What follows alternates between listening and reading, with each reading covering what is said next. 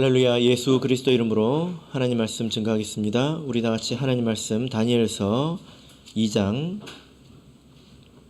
17절에서 24절까지 말씀을 다 같이 찾겠습니다. 다니엘서 2장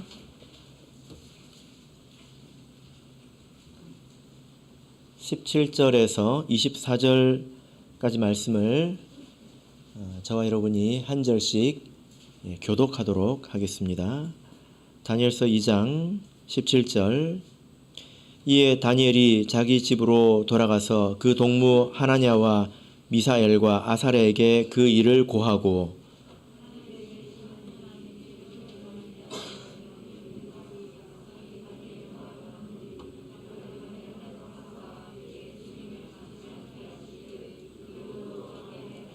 이에 이 은밀한 것이 밤의 이상으로 다니엘에게 나타나 보임에 다니엘이 하늘에 계신 하나님을 찬송하니라.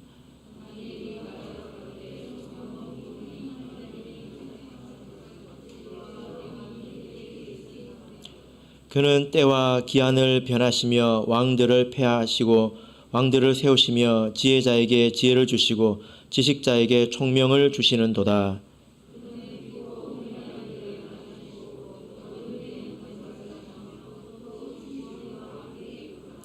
나의 열조의 하나님이여, 주께서 이제 내게 지혜와 능력을 주시고 우리가 주께 구한 바 이를 내게 알게 하셨사오니 내가 주께 감사하고 주를 찬양하나이다. 곧 주께서 왕의 그 일을 내게 보이셨나이다 하니라.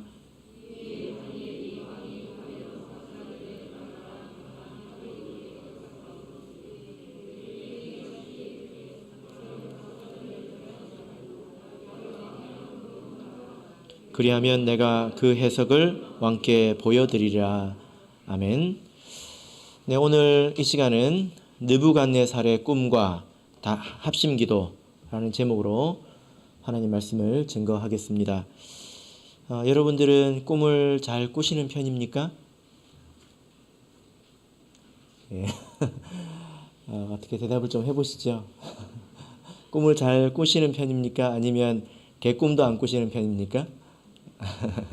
네, 사람마다 좀 다르죠. 이 꿈이라는 단어는 참 재미있는 단어입니다. 밤에 자면서 꾸는 꿈도 꿈이라고 하죠. 그런데 또 미래에 대한 그 소망, 이것도 꿈이라고 하지 않습니까? 이 둘 사이에 어떤 관련이 있는 것일까요? 왜 같은 꿈이라는 단어로 이 밤에 자는 꿈과 또 미래의 소망을 또 연결짓고 있는 것일까요? 자, 오늘 내용을 보면 그와 관련된 내용이 있습니다. 자, 2장 전체의 내용을 오늘 볼 텐데요. 1절을 보시면 느부갓네살이 위에 있은지 2년의 꿈을 꾸고 그로 인하여 마음이 번민하여 잠을 이루지 못한지라, 이렇게 말씀하고 있습니다. 느부갓네살이라는 사람은 바벨론의 왕 이름이지 않습니까? 예. 그런데 이 사람이 어느 날 꿈을 꾸었는데 마음이 번민하였다.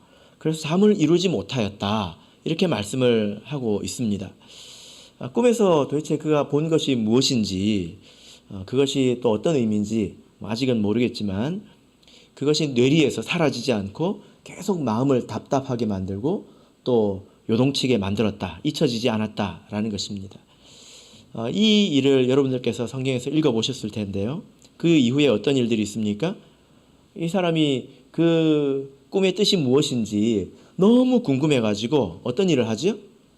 그 나라의 술사들, 또 박사들, 이런 사람들을 모아서 해석을 하라고 하지 않습니까? 그러니까 그 사람들이 뭐라고 합니까? 왕이시여, 그럼 꿈을 말씀해 주십시오. 이렇게 이야기를 합니다. 그런데 느부갓네살은 아주 확실한 것을 원했던 것 같습니다. 그래서 뭐라고 말하냐면, 야, 너희들이 말 가지고 장난을 칠지 어떻게 아냐? 너희들이 내가 꾼 꿈도 맞추고 그 해석을 말한다면 내가 그것을 믿겠다. 이렇게 이야기를 합니다. 그러니까 아주 확실하게 이것을 해결하고 싶어 했다라는 거죠. 그러니까 이 박사들이 뭐라고 합니까? 아니 왕이시여, 세상에 그런 게 어디 있습니까? 꿈은 말씀해 주시고 해석을 말하라고 해야지 꿈도 맞추고 해석도 하라고 하라니, 세상에 그런 일을 할 수 있는 사람은 신밖에 없습니다. 이렇게 이야기를 합니다. 그러니까 느부갓네살이 너무 화가 나가지고 그 박사들을 다 죽이라고 하지 않습니까? 그 속에 누구도 포함되어 있죠? 다니엘과 세 친구도 포함이 되어 있습니다. 자, 여러분, 이 이야기를 통해서 볼 때 여러분들이 생각할 때 이 느부갓네살은 어떤 사람입니까? 착한 사람입니까? 나쁜 사람입니까? 폭군일까요? 우리가 좀 생각을 해봐야 될 부분이 이 부분인데, 느부갓네살은 그런 개념이 없는 폭군이 아닙니다. 그런 정신머리로 나라를 이끌 수 있겠습니까? 그죠? 예. 이 사람은 제국을 다스리는 사람입니다. 제국과 나라는 다르죠. 나라를 다스리는 나라를 제국이라고 하지 않습니까? 그래서 제국이라고 하는 것은 굉장히 큰 나라입니다. 일개 한 나라도 다스리기가 굉장히 어려운데 제국을 다스리는 것은 얼마나 어렵겠습니까? 그래서 느부갓네살은 능력이 있고 그리고 식견이 있는 사람입니다. 우리가 어디서 그것을 볼 수 있냐면 다니엘서 1장을 보시면 여기 이 느부갓네살이 하는 일이 나오죠. 각 나라에서 포로들을 끌고 와가지고 그 중에서 똑똑한 사람들을 골라서 훈련을 시킵니다. 그죠? 훈련을 시키잖아요. 그래서 이 바벨론의 그런 학문들을 가르쳐줘 놓고 훈련을 시켜놓고 제일 마지막에 그 사람들을 시험하는 사람, 테스트하는 사람, 잘 배웠는지 못 배웠는지 누가 똑똑한지 이걸 확인하는 사람이 누구예요? 느부갓네살입니다. 그럼 느부갓네살이 식견이 어느 정도라는 겁니까? 굉장히 뛰어나다는 거죠. 이해가 되십니까? 예. 예를 들어 보자면 우리나라에서 각 도에서 공부를 잘한다고 하는 사람들 10명씩을 뽑아가지고 한 곳에 모아놓으면 얼마나 똑똑한 사람들이겠습니까? 반에서 1등 하기도 어려운데 전교에서 1등 하기도 어려운데 한 도에서 10명이라고 하면 엄청 똑똑한 거잖아요. 그런 사람들을 이제 서울대 교수들이 막 가르쳤습니다. 그리고 나서 제일 마지막에 대통령이 그 사람들을 시험했다는 거예요. 그러면 이 대통령의 수준이 얼마나 높다는 겁니까? 그죠? 느부갓네살이 그런 사람이에요. 무식한 사람이 아닙니다. 그리고 이 사람들은 박사들을 아끼는 사람이에요. 그렇게 키운 사람들이 나중에 박사, 술사가 되거든요. 근데 이런 사람들을 키우려고 어떻게 합니까? 왕의 진미를 다 먹이지 않습니까? 하는 일도 없이 공부만 하는데도 왕의 진미를 다 먹이잖아요. 그러니까 느부갓네살은 사람이 중요한 걸 아는 사람이에요. 똑똑한 사람이 중요하다는 걸 아는 사람이라고요. 그래가지고 박사들을 키웠습니다. 그런데 그런 사람들 다 죽이라고 했어요. 이것은 정신머리가 없어서 그렇게 한 일이 아니에요. 그러면 이 느부갓네살이 그 1장에 나온 이 사람의 면면을 보면 이 사람은 막대 먹은 사람이 아닌데 왜 2장에서는 우리가 이해할 수 없는 이런 폭군 같은 이런 난폭한 짓을 하고 있느냐라는 것입니다. 이것이 우리가 먼저 해결해야 될 부분이죠. 그 이유는 바로 이 꿈에 있습니다. 그 꿈이 아주 특별한 꿈이기 때문입니다. 특히 그 꿈은 나중에 다니엘의 해석을 보면 나라의 운명과 관계가 있는 그런 꿈이죠. 그죠? 그 꿈의 내용이 무엇입니까? 꿈의 내용이 무엇입니까? 큰 신상을 봤죠. 그래서 이것을 큰 신상의 꿈이라고 하는데 그 큰 신상이 어떻게 생겼습니까? 머리는 정금으로, 또 상반신은 은과 노스로, 또 허벅지는 노스로, 또 다리는 철, 그리고 철과 진흙으로 이렇게 이 순서로 된 것이죠. 그죠? 다니엘이 나중에 이 꿈에 대해서 해석을 합니다. 이 꿈은 이 신상은 각 나라를 의미하는 것이다. 이렇게 해몽을 하죠. 그죠? 느부갓네살의 나라가 바벨론이지 않습니까? 이 나라가 정금입니다. 거기에 등장하는 이 나라들은 전부 제국인데요. 모든 그 나라들 가운데서 가장 뛰어난 나라가 바벨론이라는 것입니다. 느부갓네살의 바벨론이 정금에 해당하죠. 그 이후에는 바사, 헬라 이런 나라들이 나옵니다. 실제로 여러분 역사상 그 존재했던 제국들 여러분 한번 생각해 보십시오. 뭐 근대에도 여러 제국들이 있었지만 그러나 아직 로마를 따라가는 나라가 없죠. 근데 그 로마보다 더 영화로웠던 나라가 바로 바벨론이라고 이야기를 합니다. 성경 안에서는 그렇게 이야기를 합니다. 그러나 문제는 이 바벨론이라는 이 나라가 굉장히 정금과도 같이 영화로운 나라지만 영속하는 그런 나라는 아니었다는 거예요. 굉장히 화려하지만 어느새 어느 날 다른 나라로 넘어가게 될 것이다 라는 것입니다. 그죠? 그래서 느부갓네살이 그 꿈에 대한 해몽을 듣고 3장에서 뭘 만듭니까? 그래서 절하라고 하죠. 뭘 만듭니까? 금신상을 만들죠. 근데 그 금신상은 느부갓네살이 만든 거예요. 근데 머리부터 발끝까지 뭘로 돼 있습니까? 금으로 돼 있어요. 그건 무슨 의미일까요? 나는 안 망하고 싶어 이 뜻입니다. 하나님이 보여주신 그 꿈은 여기까지만 금이었거든요. 야, 넌 여기까지야 이건데 느부갓네살은 끝까지 바벨론이고 싶었던 것입니다. 그죠? 예. 그래서 그 금신상에 경배하게 합니다. 이것은 이 느부갓네살에게도 꿈이 있다는 거예요. 자기의 꿈이 있다는 것입니다. 그 꿈이 무엇입니까? 바벨론이 영속하는 것, 망하지 않고 계속 이어가는 것, 그것이 꿈이라는 것입니다. 그러나 그에게 꿈을 주시는 분은 사실은 하나님이죠. 그죠?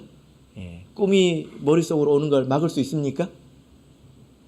막을 수가 없지요. 예, 그렇습니다. 여러분들에게도 꿈이 있을 텐데요. 여러분들이 꿈꾸는 자리에 가면 꿈이 없을까요? 예, 세상 모든 사람이 꿈꾸는 나라가 사실 느부갓네살의 자리 아닙니까? 그렇죠? 우리는 그릇이 작아서 적당히 만족할지 모르겠지만 그러나 우리가 꿈꾸는 자리에 가면 취소하겠습니다. 세상 사람들이 꿈꾸는 자리에 가면 그런 사람들은 꿈이 없을까? 제 꿈은 대통령이에요. 대통령이 됐습니다. 대통령은 꿈이 없을까요? 느부갓네살에도 꿈이 있다는 것입니다. 그러나 그에게 실제로 꿈을 주시는 분은 누구입니까? 하나님이시죠. 그죠?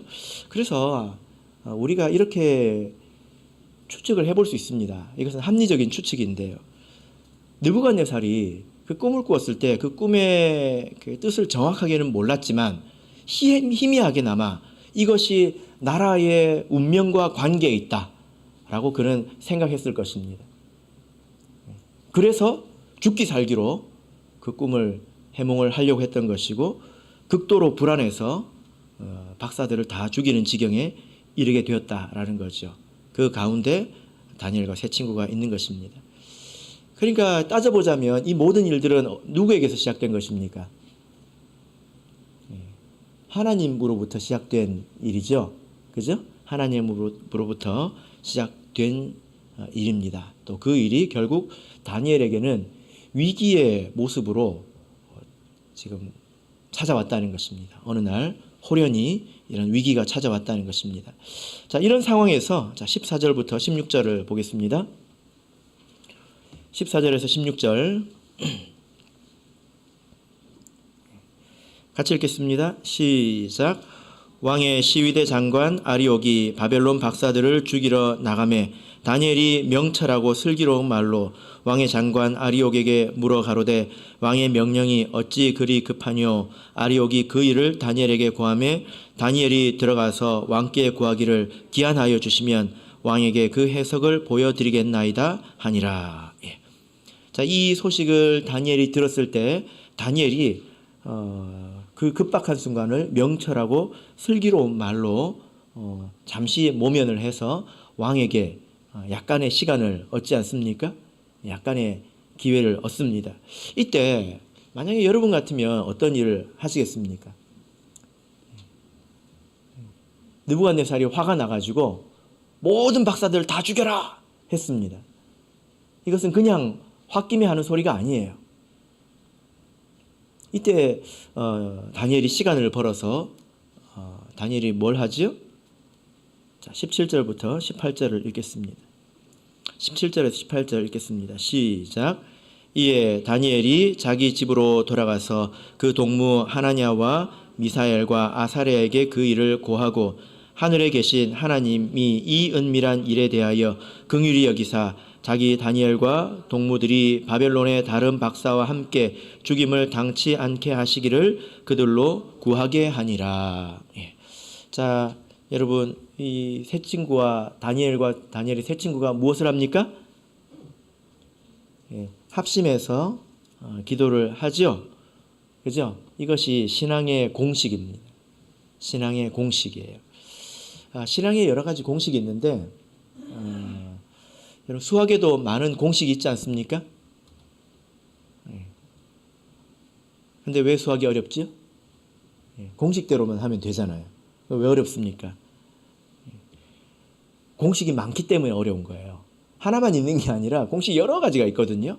그래서 어떤 상황에서 어떤 공식을 적용해야 될지 이걸 알아채는 게 수학의 실력 아니겠습니까?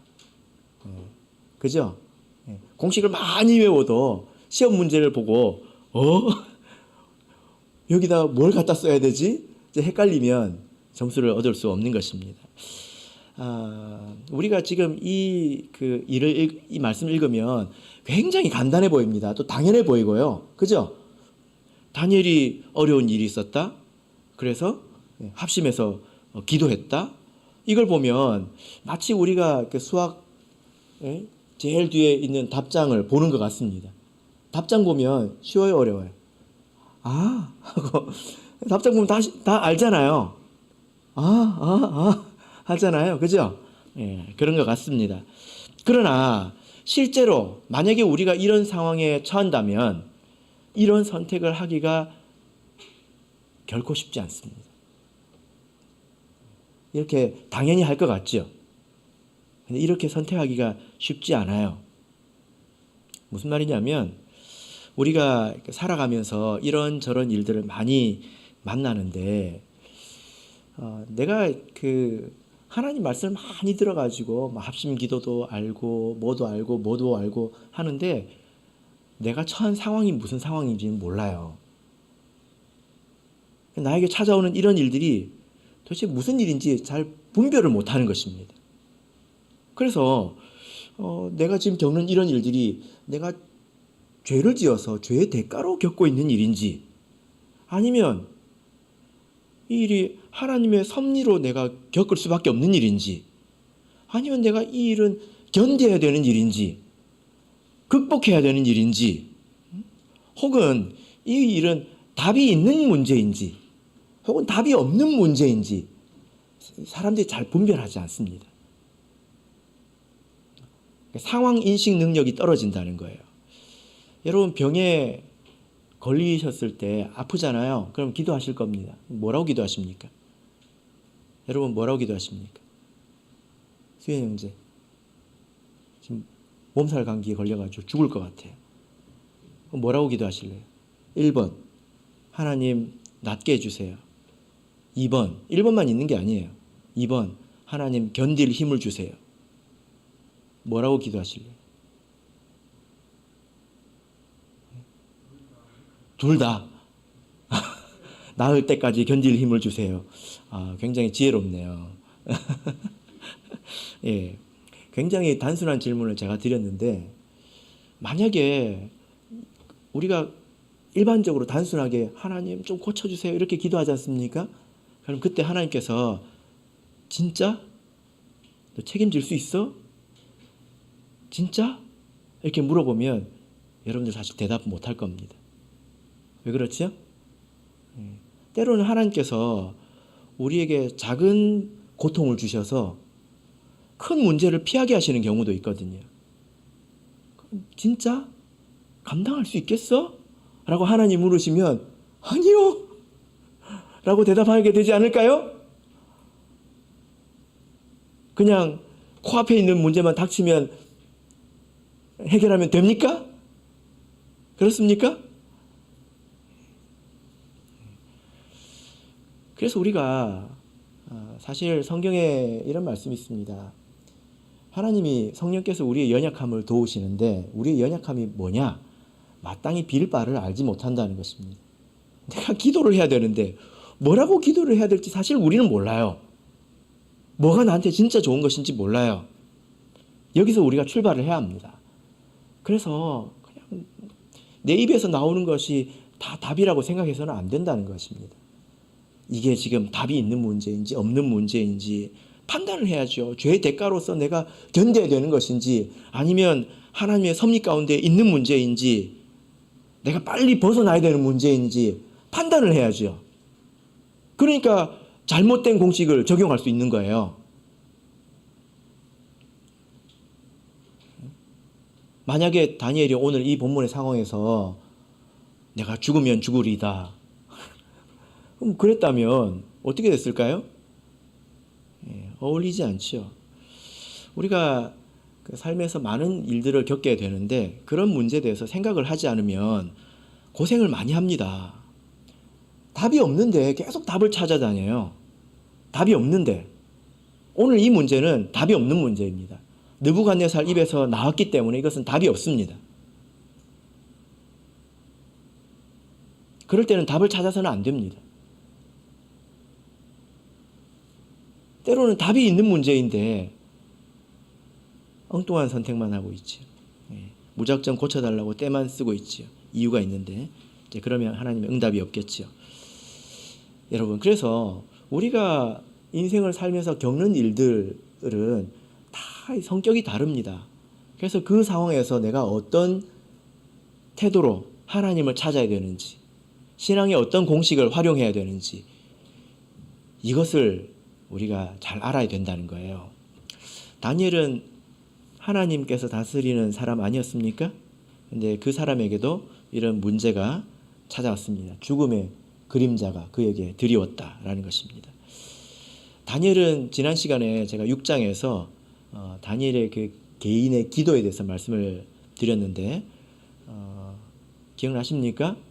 다니엘이 기도를 하면 죽는 상황에서 그래도 기도를 하지 않았습니까? 그죠? 근데 지금은 그때와 다르게 행동하고 있습니다. 똑같은 비슷한 문제가 찾아왔는데 그때 다니엘과 또 지금의 다니엘은 전혀 다른 선택을 하고 있습니다. 왜 그럴까요? 문제가 다르기 때문이죠. 그죠? 그래서 6장에서 그 왕의 금령과 지금 이 문제는 어떻게 다른지 여러분 한번 생각해 보시기 바랍니다. 왜 어떤 때는 합심해서 기도를 했는데 왜 어떤 때는 그러지 않았는가? 한번 생각을 해 보시길 바랍니다. 때로는 우리가 신앙 안에서 죽는 것이 믿음이고 손해보는 것이 믿음일 때가 있습니다. 근데 때로는 이기는 것이 믿음이고 또 사는 것이 믿음일 때가 있죠. 이걸 잘 분간해야 된다는 것입니다. 2장 18절을 보면 다니엘은 이렇게 말하고 있습니다. 다니엘이 하나님께 뭐라고 구하고 있습니까? 하늘에 계신 하나님이 이 은밀한 일에 대하여 긍휼히 여기사 자기 다니엘과 동무들이 바벨론의 다른 박사와 함께 죽임을 당치 않게 하시기를 그들로 구하게 하니라. 그냥 죽는 게 아니라 무엇을 구했습니까? 다른 박사, 바벨론의 다른 박사들과 함께 죽는 것을 구하지 않았다는 거예요. 죽지 않는 것을 구했다는 것입니다. 이것이 그 이유입니다. 그래서 이런 판단 하에서 아주 다니엘은 간단하게 단순하게 합심해서 기도를 하지 않습니까? 이렇게 상황과 판단이 잘 맞으면 우리는 하나님으로부터 큰 유익을 얻게 됩니다. 이것이 잘 맞지 않으면 신앙생활을 해도 왜 나는 아무 유익이 없을까? 이렇게 고민을 하게 된다는 말이에요. 자, 우리가 이 사건을 통해서 얻어야 될 교훈을 두 가지만 말씀드리겠습니다. 첫 번째는 하나님께서 이 일을 통해서 그들을 깨우쳐 주셨다는 거예요. 이 본문의 자세한 내용 다 말씀드릴 수가 없지만 이 내용은 그 나라의 역사에 관한 그런 꿈이었죠. 그죠? 느부갓네살이 큰 신상의 환상을 보았고 그것은 나라의 역사에 관한 것입니다. 다니엘은 포로 아닙니까? 예. 세상에서 제일 비참한 게 포로잖아요. 전쟁 포로. 그죠? 그가 아무리 믿음이 있다 하더라도 괴롭지 않았을까요? 다니엘은 믿음이 있기 때문에 자기 나라가 망한 것에 대해서, 이렇게 포로로 사는 것에 대해서 다니엘이 괴롭지 않았을까요? 당연히 괴로웠겠죠. 그죠? 근데 이 일을 통해서 다니엘은 큰 위로를 받습니다. 왜냐하면은 하나님께서 왕들의 왕인 느부갓네살에게 꿈을 주거든요. 그죠? 그 꿈의 내용을 보니까 하나님이 이 세상을 주관하신다는 거예요. 하나님의 계획이 있다는 것입니다. 이 바벨론이 되게 힘이 세가지고 우리나라를 잡아먹은 것 같은데, 하나님이 바벨론을 계획하시고 또 그 이후에 다른 나라를 계획하시고 하나님의 계획이 끝까지 있다는 것입니다. 세상 나라에 대한 계획이 있으시다라는 거예요. 그러니까 하나님께서 이 세상을 다스린다, 이런 내용이겠죠. 그죠? 그러니까 하나님의 나라가 능력이 없어서 망한 것이 아니라 하나님의 계획 가운데서 이루어진 일이다라는 것입니다. 그래서 다니엘이 나중에 어떤 기도를 합니까? 하나님이 왜 이렇게 우리나라를 바벨론이라고 하는 짝대기를 들어서 우리나라를 망하게 하셨을까 하고 다니엘이 나중에 회개 기도를 합니다. 여러분, 이런 그 깨달음이 다니엘에게 얼마나 큰 위로가 되었을지 한번 생각을 해보시기를 바랍니다.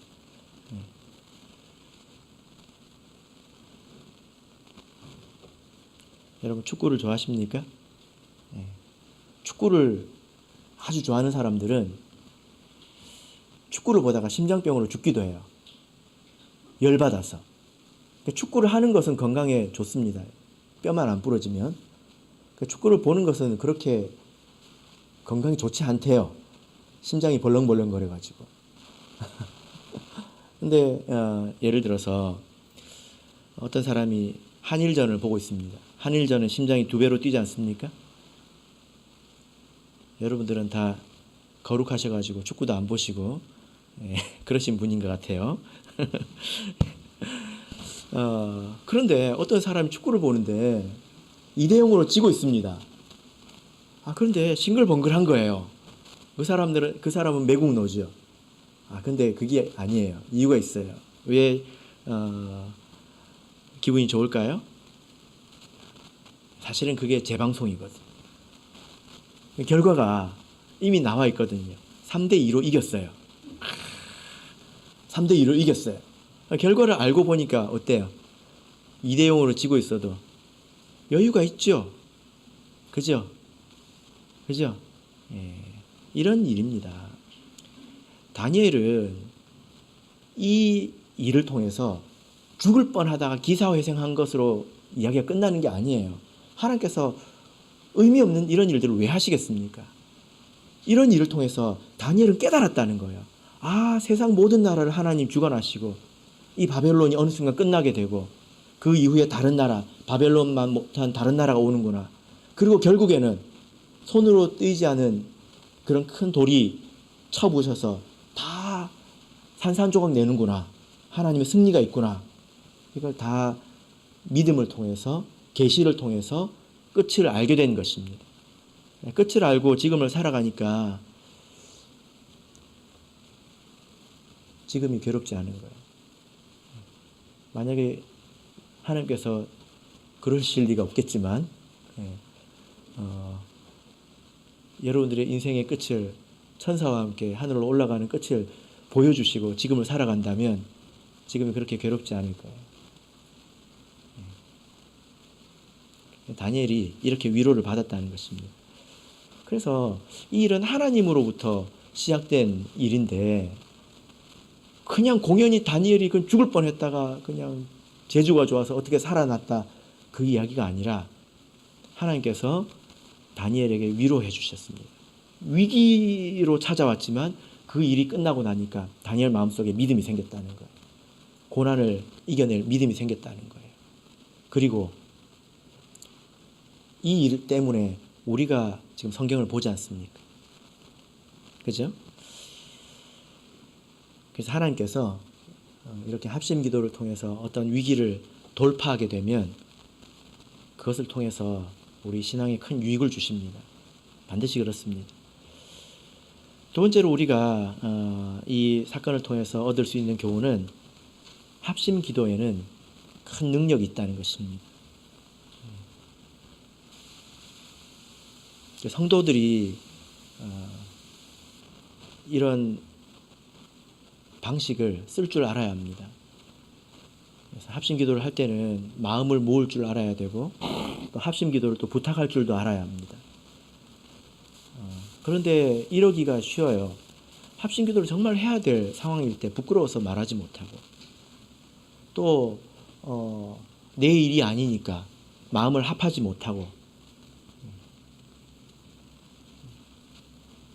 이것은 비유를 하자면 군인들이 총을 들고 총을 쏘지 않고 총을 휘두르는 것과 같습니다.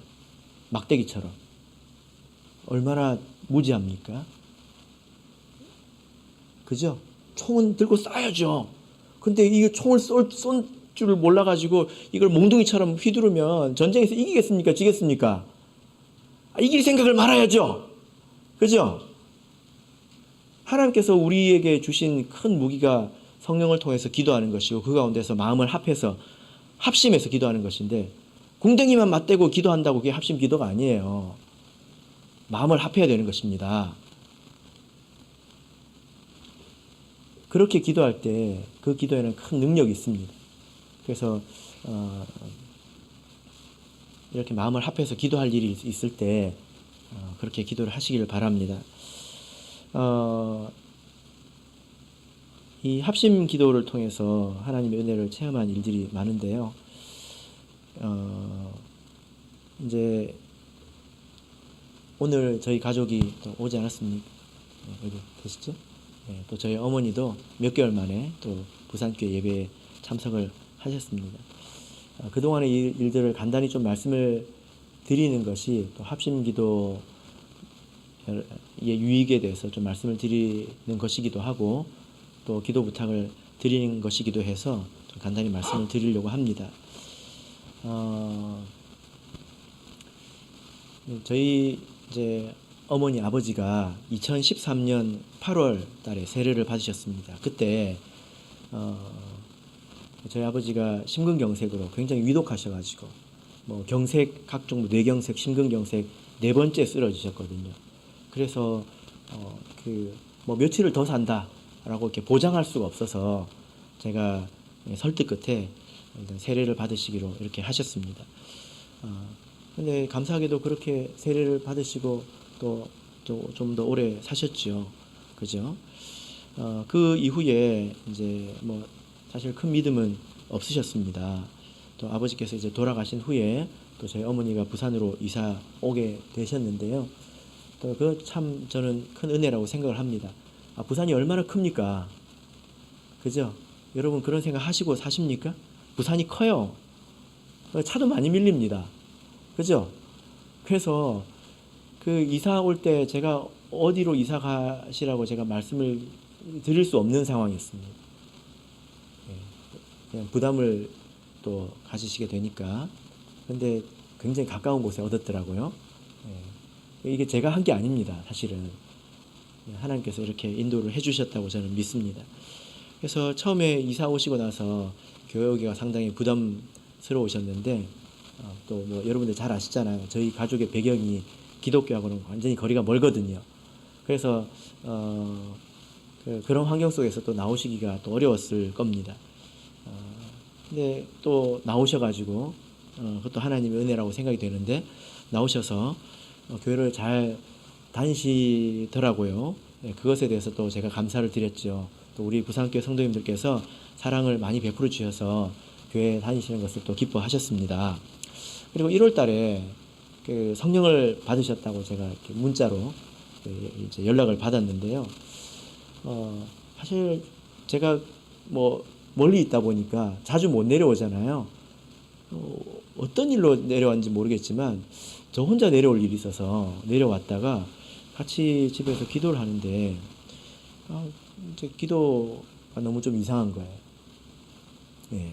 그래서 제가 참 너무 이상하다 이렇게만 여겼습니다. 그리고 그때 워낙 믿음이 연약하셔가지고 뭐라고 한마디도 더 했다가는 교회도 안 나가실 것 같아서 뭐라고 말도 못하고 그런 상태였어요.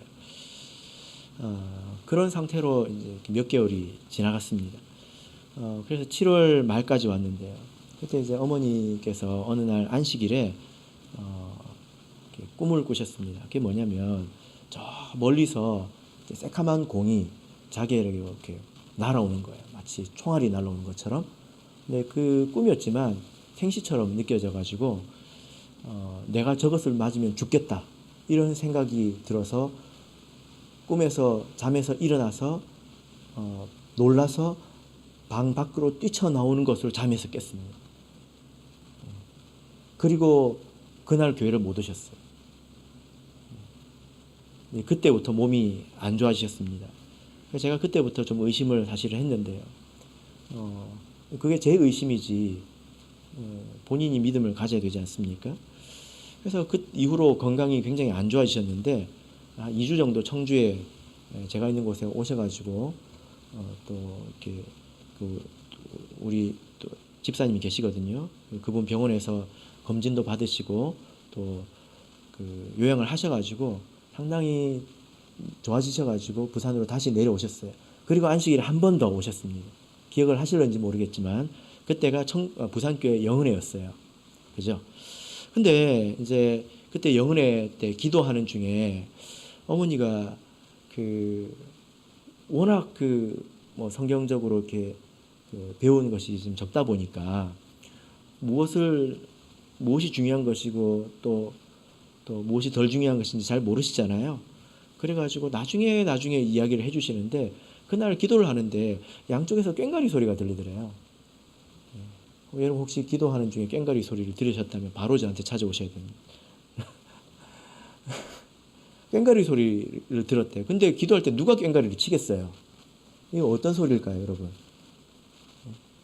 사단이 역사하는 것입니다. 그래가지고 그때 이후로 며칠도 못 되어서 급격히 몸이 안 좋아지셔서 견디지 못해서 응급실로 가셨습니다.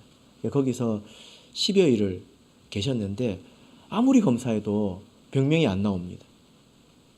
병명이 없어요. 아무것도 문제가 없어요. 그래서 안 좋다고 호소하는 그쪽 제일 뭐 부산에서 잘한다고 하는 데를 제 동생이 알아봤더니 고신대학교 병원이래요. 그래서 당신들이 못하면 거기가 잘한다고 하니까 뭐 좀 써달라고 이렇게 했습니다. 동생이.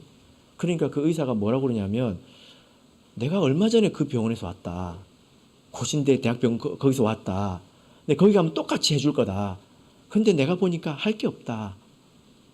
그래서 그냥 집에 왔습니다. 그래가지고 이틀 더 계시다가 제가 도저히 못 봐가지고 성주로 다시 모시고 오라고 했습니다. 그리고 제가 그때 목자 연수회를 갔는데 그동안 있었던 모든 일들을 곰곰이 생각을 해보면서 제가 그 연수회 기간 중에 마음을 정했습니다. 이것은 사단의 역사이다 라고 제가 분별을 했습니다. 그래서 제가 돌아오자마자 바로 가족과 함께 기도를 했습니다. 예수 이름으로 사탄아 물러가라 했죠. 그랬더니 사단이 드러났습니다.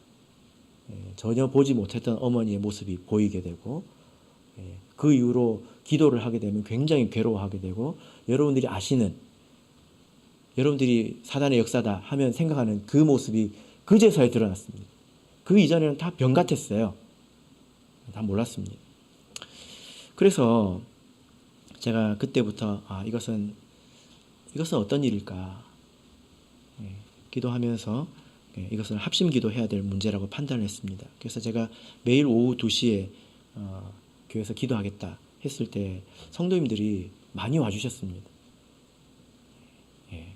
그리고 일요일에는 오후 3시에 기도를 했는데요. 어떤 날에는 40여 명이 왔습니다.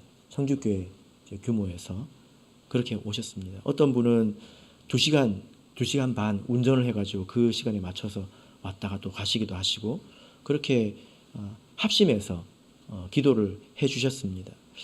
그래서 처음에는 사단의 역사가 굉장히 강해가지고요. 기도를 하고 있는데 정말 눈 뜨고 못 볼 정도였거든요. 그런데 그만큼 또 하나님의 은혜도 컸습니다. 그때 이제 어떤 자매님이 환상을 봤는데 어떤 환상을 봤냐면 기도 중에 음성을 들었습니다. 어떤 음성이냐면 빨아 빨래를 빤다는 거예요. 그러면서 자기 입에서 나온 말이 세마포를? 그러니까 음성이 세마포를 하는 거예요. 그리고 이제 눈앞이 열리면서 환상이 보이는데 이제 제가 그때 안수를 하고 있었거든요. 저하고 어머니하고 흰 옷을 입고 안수 기도를 하고 있었습니다. 그런 일들이 몇 번이 있었어요.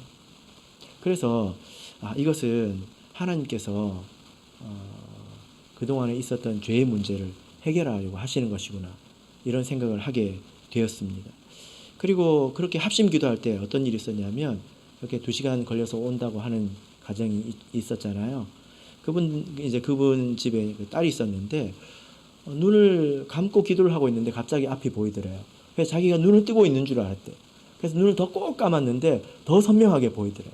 그러면서 뭐가 보이냐면 이 강대상 이렇게 앉아서 이제 기도를 하는데 이 강대상 위쪽에서 눈, 코, 입은 없지만 사람의 형상을 한 검은색 형상과 흰색 형상이 서로 싸우고 있는데 그때 검은색 형상이 굉장히 작아져 있고 눌려 있다라고 하더라고요. 그리고 정말 그때 이후로 기도할 때 그 발작 증세 이런 것들은 거의 사라졌습니다.